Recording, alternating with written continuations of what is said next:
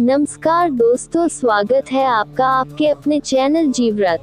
पर्व त्योहार में हर साल सावन की हरियाली के बीच एक खास पर्व आता है, हरियाली तीज। ये पर्व है श्रद्धा, भक्ति और सौभाग्य का प्रतीक। क्या आप जानना चाहते हैं कि 2025 में हरियाली तीज कब है, उसका शुभ मुहूर्त, पूजा विधि, पूजन सामग्री और इसका धार्मिक महत्व? तो इस वीडियो को अंत तक जरूर देखें, क्योंकि हम आपको बताएंगे वो सब कुछ जो हरियाली तीज के पावन पर्व पर जानना जरूरी है। 26 या 27 कब है हरियाली तीज, यहाँ जानिए पूजा का शुभ मुहूर्त और महत्व। इस वर्ष सावन माह में शुक्ल पक्ष की तृतीया तिथि 26 जुलाई शनिवार को रात 10:41 से शुरू होगी और 27 जुलाई रविवार को रात 10:41 पर ही समाप्त होगी सूर्योदय के अनुसार।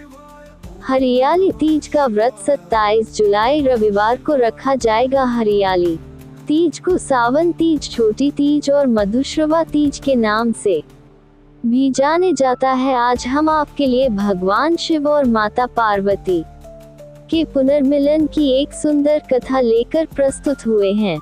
इस कथा में आप जानेंगे कि किस प्रकार माता पार्वती ने भगवान भोलेनाथ को अपने पति परमेश्वर के रूप में प्राप्त किया। हरियाली तीज व्रत कथा के अनुसार इस कथा का वाचन स्वयं भगवान शिव ने माता पार्वती के समक्ष किया था। माता पार्वती ने हिमालय पर्वत के घर में जन्म लिया था और बचपन से ही उन्होंने भगवान शिव को अपने पति के रूप में प्राप्त करने का दृढ़ संकल्प ले लिया था। उन्होंने कई वर्षों तक हिमालय पर्वत पर विषम परिस्थितियों का सामना करते हुए कठोर तपस्या की। ये देखकर देवी पार्वती के पिता पर्वत राज अत्यंत चिंतित हो गए थे। एक दिन देवर्षि नारद उनके पिता के पास पहुँचे और कहने लगे, हे राजन, भगवान विष्णु आपकी पुत्री से विवाह करने के इच्छुक हैं। इस विषय में आपके क्या विचार हैं? ये सुनकर पर्वतराज को हार्दिक प्रसन्नता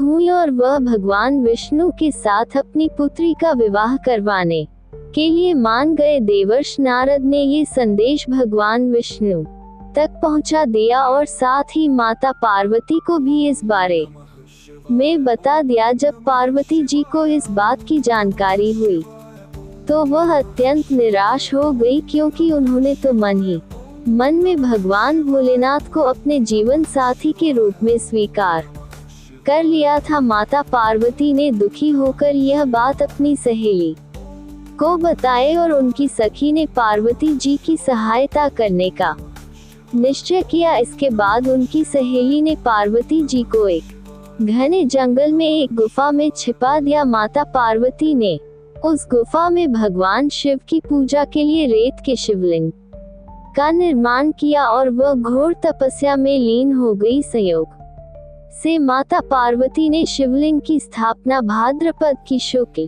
तृतीया को हस्त नक्षत्र में की थी और साथ ही उन्होंने निर्जला व्रत भी रखा था। आखिरकार भगवान शिव माता पार्वती की सच्ची निष्ठा और तप से प्रसन्न हुए और उनकी मनोकामना पूर्ण होने का वरदान दे दिया। इसके बाद माता पार्वती ने व्रत का पारण किया। वहीं दूसरी ओर पर्वतराज भी अपनी पुत्री को ढूंढते ढूंढते गुफा तक पहुँचे। माता पार्वती ने अपने पिता को वहां घर छोड़कर गुफा में रहने का बता दिया। साथ ही उन्होंने अपने पिता को ये भी बताया कि भगवान शिव ने उनका वरण कर लिया है और इस प्रकार उन्होंने भगवान भोलेनाथ को अपने वर के रूप में प्राप्त करने का संकल्प पूर्ण कर लिया है। इसके पश्चात राजा पर्वतराज ने भगवान विष्णु से माफी मांगी और वह आखिरकार अपनी पुत्री का विवाह भगवान शिव से करवाने के लिए तैयार हो गए। अंततः भगवान शिव और